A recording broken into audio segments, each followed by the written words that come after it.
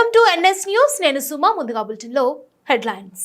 చిత్తూరు జిల్లా పూతలపట్టు నియోజకవర్గం బంగారుపాలెం మండలం తుంబకుప్పం గ్రామంలో శనివారం మండల అధ్యక్షుడు ఎన్పి జయప్రకాష్ నాయుడు ఆధ్వర్యంలో తెలుగుదేశం పిలుస్తుంది రా కదలిరా కార్యక్రమం నిర్వహించారు. ఈ సందర్భంగా పూతలపట్టు నియోజకవర్గ టీడీపీ ఇన్ఛార్జ్ కలికిరి మురళీమోహన్ విలేకరుల సమావేశంలో మాట్లాడారు.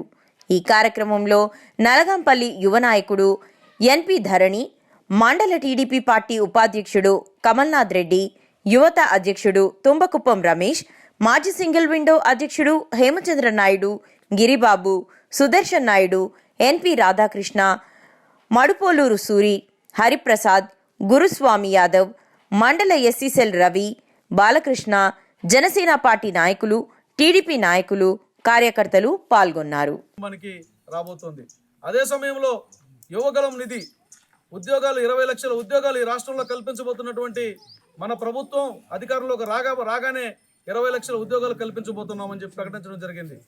ఆ బీసీలందరికీ కూడా, బీసీ కులాల్లో చదువుకునే నిరుద్యోగులందరూ కూడా ఎక్కువ మంది వాళ్ళకంటే ఆర్థికంగా సపోర్ట్ లేని కారణంగా ఎక్కడెక్కడ కోచింగ్లు తీసుకోవడానికో, లేకపోతే ఉద్యోగాలకు ప్రిపేర్ అవ్వడం కోసమో, లేకపోతే కాంపిటేటివ్ ఎగ్జామ్స్కి ప్రిపేర్ అవ్వడం కోసమో నెలకు 3,000 రూపాయలు యువగలం నిధి కింద ఇవ్వబోతున్నటువంటి పథకాలు కూడా ఎక్కువగా బెనిఫిట్ కాబోయేది బీసీలే.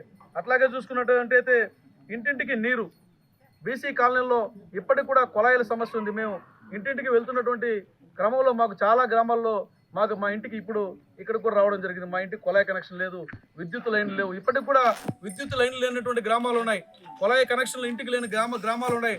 ఆ గ్రామాల్లో ఎక్కువగా బెనిఫిట్ పొందబోయేది కూడా బీసీలే. బీసీల గ్రామాల్లో కూడా ప్రతి ఇంటికి కుళాయి కనెక్షన్ రాబోతుంది. అదేవిధంగా బీసీ రక్షణ చట్టం గురించి ఇప్పటికే చెప్పడం జరిగింది.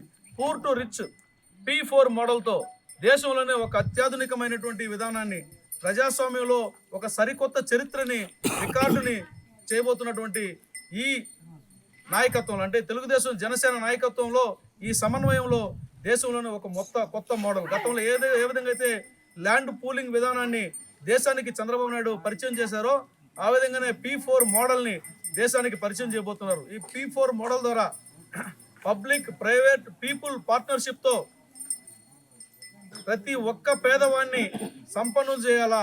పూర్ టు రిచ్ అంటే పేదరికంలోంచి సంపదలోకి, సంపన్నులుగా ఎలా మార్చాలన్నటువంటి విధానం మీద ఒక స్పష్టమైనటువంటి అవగాహనతో ఈరోజు P4 మోడల్ తీసుకొని చేయబోతున్నారు. ఆ P4 మోడల్లో కూడా బీసీలకు అధిక ప్రాధాన్యత వచ్చే అవకాశం ఉంది. కాబట్టి బీసీలు YS Jaganmohan Reddy and co party మాయలో పడి ఎవరు కూడా మోసపోవద్దు. 2019 ఎన్నికల్లో వాళ్ళ మాయలో పడిన పాపానికి ఇప్పటికి కూడా మనం పైకి లేలేకపోయినాం. కాబట్టి దయచేసి మళ్ళీ ఆ మోసకారి మాటలు నమ్మొద్దు. రా కదలిరా అన్న చంద్రన్న పిలుపుకు కదలి వచ్చి తెలుగుదేశం జనసేన ప్రభుత్వాన్ని నిలబెట్టుకోవాలని చెప్పి మరొకసారి విజ్ఞప్తి చేసుకుంటూ సెలవు తీసుకుంటున్నా. గత 4.5 సంవత్సర వైసీపీ పరిపాలనలో అక్రమ పరిపాలన, అరాచక పరిపాలనకు విసిగిపోయిన ప్రజలు తిరుగుబాటు చేస్తున్నారు, కోపంతో రగిలిపోతున్నారు. ఈ విషయాన్ని జగన్మోహన్ రెడ్డి గ్రహించి, ఓడిపోతామని గ్రహించి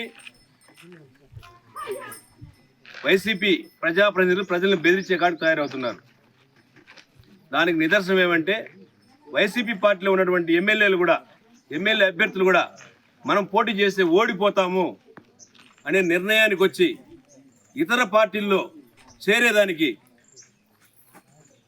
50 మంది పైనే సిట్టింగ్ ఎమ్మెల్యేలు కావచ్చు, మాజీ ఎమ్మెల్యేలు కావచ్చు, మాజీ ఎంపీలు కావచ్చు, అందరూ కూడా ఈరోజు రాష్ట్ర వ్యాప్తంగా చూస్తున్నాం. ఇది జీర్ణించుకోలేక వైఎస్ జగన్మోహన్ రెడ్డి తెలుగుదేశం పార్టీ పైన నిందలేస్తున్నాడు. మొన్న ప్రెస్ మీట్లో తెలుగుదేశం పార్టీ నాయకులు కుటుంబాలు చిచ్చు పెడుతున్నారు, పార్టీలతో పొత్తు పెట్టుకుంటారు, మాయమాటలు చెప్పి మీ దగ్గరకు వస్తున్నాడు అని చెప్తున్నాడు. ఒక్క అవకాశం అని చెప్పి మాయమాటలు చెప్పి నువ్వు అధికారంలోకి వచ్చి మహిళలకు మద్యం అంచెలంచెలుగా నేను నిషేధిస్తామని చెప్పి నాసి రకం మద్యం తయారు చేసి, కల్తీ మద్యం తయారు చేసి నువ్వు డబ్బులు దండుకొని మహిళల తాలిబొట్లు తెంచిన పాపానికి ఈరోజు మహిళలందరూ కూడా నిన్ను ఓడించేదానికి సిద్ధంగా ఉన్నారని చెప్పేసి కూడా తెలియజేస్తూ, అదేవిధంగా యువత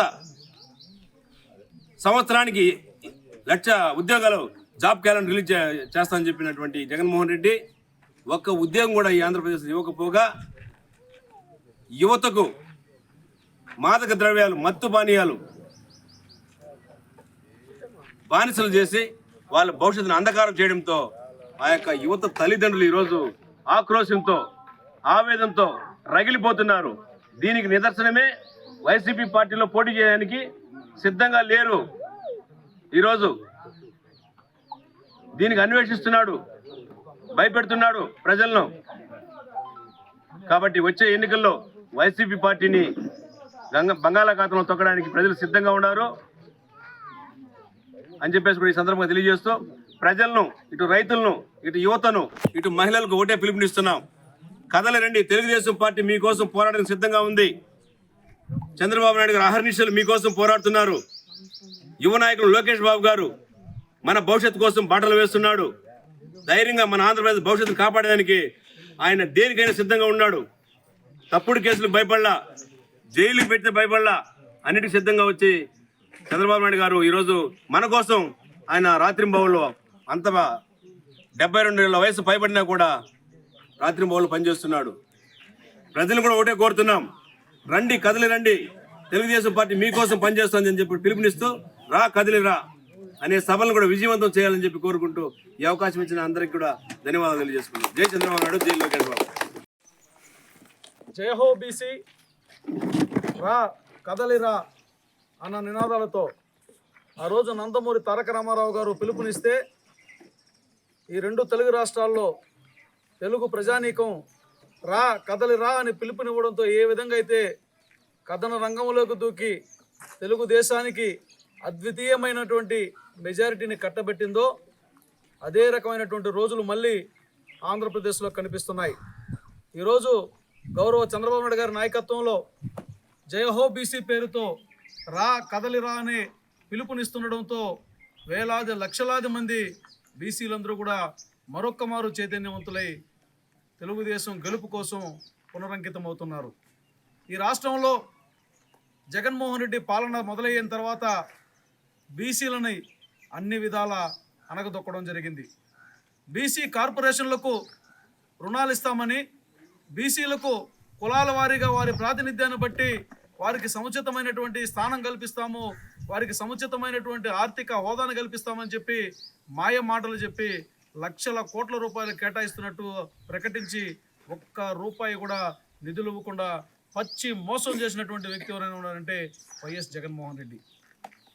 తెలుగుదేశం ప్రభుత్వం అధికారంలో ఉన్నప్పుడు కానీ, తెలుగుదేశం ఏర్పాటైనప్పటి నుంచి కానీ, తెలుగుదేశం ప్రతిపక్షంలో ఉన్నప్పుడు కానీ, పదవుల విషయంలో కానీ, పంపకాల విషయంలో కానీ, నిధుల కేటాయింపుల విషయంలో కానీ, బడ్జెట్ కేటాయింపుల విషయంలో కానీ, వారికి ఇచ్చే ప్రయారిటీ విషయంలో కానీ, రూలింగ్లో ఎమ్మెల్యే సీట్ల కాడ నుంచి బీసీలకు అధిక ప్రాధాన్యతనిచ్చి అందలు మెక్కించినటువంటి పార్టీ ఈ రాష్ట్రంలో, ఈ దేశంలో ఏదైనా ఉందంటే ఒక్క తెలుగుదేశం పార్టీ అని చెప్పదలుచుకున్నాం.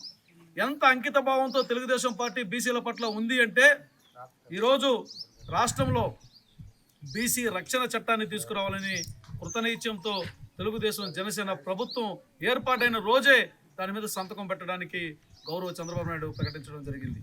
ఈ రాష్ట్రంలో బీసీలు అటు అభివృద్ధి చెందిన వాళ్ళు కాదు, అలాగే అట్టడుగున ఉన్నవాళ్ళు కాదు, మధ్యస్థంగా ఉన్నటువంటి ఈ సామాజిక వర్గాలన్నీ కూడా ఇబ్బందులు పడుతున్నాయి. అటు ఇటుగా ఇబ్బందులు పడి మధ్యలో నలిగిపోతున్నారన్నటువంటి విషయాన్ని గ్రహించి బీసీలకు రక్షణ చట్టం ద్వారా వారికి ఒక మంచి రక్షణ కల్పించాలన్నటువంటి సదుద్దేశంతో ఆ చట్టాన్ని తీసుకొస్తామని చెప్పి కూడా ఎన్నికల హామీలో ప్రకటించడం జరిగింది. బీసీలను వాడుకొని వదిలేయడంలో దిట్టైనటువంటి జగన్మోహన్ రెడ్డి ఈ బీసీ రక్షణ చట్టాన్ని చూసినప్పటి నుంచి కూడా రకరకాలైనటువంటి పిచ్చి ప్రకటనలు చేస్తున్నారు. బీసీలకు ఏం చేశారని ఈరోజు జగన్మోహన్ రెడ్డిని మేము ప్రశ్నిస్తున్నాం. బీసీల విషయంలో అడుగడుగునా కూడా మోసం జరిగింది. అడుగడుగున ఏ రకంగా మోసం జరిగిందంటే ఈ మనకు ఆంధ్రప్రదేశ్లో వైకాపా పాలనలో బీసీలకు రాజ్యాధికారాన్ని ఇస్తున్న వైసీపీ దాదాపుగా 52.5% ఉన్నటువంటి బీసీ మైనారిటీలు కోసం కేటాయించినటువంటి 34,000 కోట్ల రూపాయలని దారి మళ్లించడం జరిగింది. 34,000 కోట్ల రూపాయలు బీసీలకు సంబంధించి, బీసీల అభివృద్ధికి సంబంధించి, బీసీల సంక్షేమానికి సంబంధించి కేటాయించినట్లు బడ్జెట్లో చెప్పి దారి మళ్లించినటువంటి ఒక నియంత జగన్మోహన్ రెడ్డి, బీసీల ద్రోహి జగన్మోహన్ రెడ్డి. ఈ రాష్ట్రంలో బీసీ మైనారిటీల మీద వైకాపా పాలనలో జరిగినన్ని దాడులు ఈ దేశంలో ఎక్కడా కూడా జరగలేదు. వైకాపా పాలనలో 26 మంది బీసీలు హత్య గావించబడ్డారు. 26 మంది బీసీలని వైసీపీ ప్రభుత్వం పొట్టన పెట్టుకుంది. వీరి అరాచకానికి అడ్డొస్తున్నారని, ప్రజాస్వామ్యాన్ని వాళ్ళు నిలబెడతారని భయంతో వారిని అడ్డు తొలగించడం కోసం హత్యలు చేసినటువంటి చరిత్ర ఉంది ఈరోజు వైఎస్ఆర్ కాంగ్రెస్ పార్టీకి. అందుకే ఈరోజు రాష్ట్ర వ్యాప్తంగా కూడా జయహో బీసీ పేరుతో రా కదలిరా అని నారా చంద్రబాబు నాయుడు గారు పిలుపునివ్వడంతో రాష్ట్ర వ్యాప్తంగా ఉన్నటువంటి బీసీలందరూ కూడా కదిలి వస్తున్నారు. 2019 ఎన్నికల్లో రకరకాలైనటువంటి అబద్ధపు హామీలు ఇచ్చి, మాయ మాటలు చెప్పి, మోసకారి మాటలు చెప్పి బీసీల ఓట్లు గంపగుత్తగా కొట్టేసినటువంటి జగన్మోహన్ రెడ్డి వైసీపీ అధికారంలోకి రాగానే 34% స్థానిక సంస్థల రిజర్వేషన్లను 24% కుదించేశాడు. బీసీలకు అధిక ప్రాధాన్యత ఇస్తాను, నా ఎస్సీ, నా బీసీ, నా ఎస్టీ అన్నటువంటి జగన్మోహన్ రెడ్డి మీ బీసీలకు 34% నుంచి 24% తగ్గించడం చేశారు. అదేవిధంగా పేదలని ఆర్థికంగా చితికిపోయేలాగా చేసేశారు. ఈ రాష్ట్రంలో బీసీలను ఆందోళనెక్కిస్తానని ప్రకటన చేసినటువంటి జగన్మోహన్ రెడ్డి ఒక్క బీసీనైనా అధికారికంగా కానీ, ఆర్థికంగా కానీ, సామాజికంగా కానీ ఆందోళనెక్కించావా? కేవలం 4 వ్యక్తులు, విజయసాయిరెడ్డి, వైవి సుబ్బారెడ్డి, పెద్దిరెడ్డి, ఇంకొక ఆయన విజయసాయిరెడ్డి, సజ్జల రామకృష్ణారెడ్డి, వీళ్ళని తప్ప ఎవరైనా ఆందోళనెక్కించారా? ఎక్కడైనా ఏ బీసీకైనా ఉన్నతమైనటువంటి హోదాను, పదవిని కల్పించారా? వైసీపీ ప్రభుత్వంలో మంత్రులుగా ఉన్నటువంటి బీసీల మాట కనీసం చెల్లుబాటు అవుతోందా? నామకే వాస్తుగా మంత్రి పదవులు ఇచ్చి మేము బీసీలకు ప్రాధాన్యత ఇచ్చామని చెప్పుకోవడం తప్ప, బీసీలకు నిజంగా రాజ్యాధికారంలో బీసీలకు వాటా ఇచ్చింది, రాజ్యాధికారంలో భాగస్వామ్యం కల్పించింది, రాజ్యాధికారంలో పవర్లు కల్పించింది ఒక్క తెలుగుదేశం ప్రభుత్వంలోనని గర్వంగా చెప్పగలం. ఈరోజు దేశంలో బీసీ ముఖ్యమంత్రులు ఉన్న చోట కూడా, బీసీ ముఖ్యమంత్రులు పరిపాలిస్తున్నటువంటి చోట కూడా బీసీల రక్షణ చట్టం విషయంలో ముందడుగు వేయలేకపోయారు. ఆంధ్రప్రదేశ్లో తెలుగుదేశం అధికారంలోకి రాగానే ఆ చట్టాన్ని తీసుకొస్తామని చెప్పి కూడా ఈరోజు ప్రకటించడం జరిగింది. ఇలా చెప్పుకుంటూ పోతే ఒకటేమి రెండేమి మైనారిటీ బీసీలకు సంబంధించి సంక్షేమ హాస్టల్లో ఎక్కడా కూడా కనుమరుగైపోయాయి. సంక్షేమ హాస్టళ్ల విషయంలో చిన్నచూపు చూడడం జరిగింది. బీసీలకు సంబంధించి ఒకటే నినాదం తెలుగుదేశం పార్టీ ఎప్పుడు కూడా చెప్పేది, బీసీలు బలహీనులు కాదు, బీసీలు బలవంతులు అనే మనోధైర్యాన్ని కలిగించినటువంటి ఏకైక పార్టీ తెలుగుదేశం పార్టీ. బీసీలను బలహీనులుగా చేసి, బలహీనులుగా మలచి వారి మీద నృత్యం చేస్తూ వారిని వాడుకుని వదిలేస్తున్నటువంటి పార్టీ వైసీపీ పార్టీ. అందుకనే తెలుగుదేశం పార్టీ ఇస్తున్నటువంటి పిలుపుకు రాష్ట్రంలో ఉన్నటువంటి బీసీ సోదరులందరూ కూడా కదలి రావాలి. కదలి రా అన్న పిలుపుకి రాష్ట్ర నలుమూల నుంచి తెలుగుదేశం పార్టీ పిలుపుకు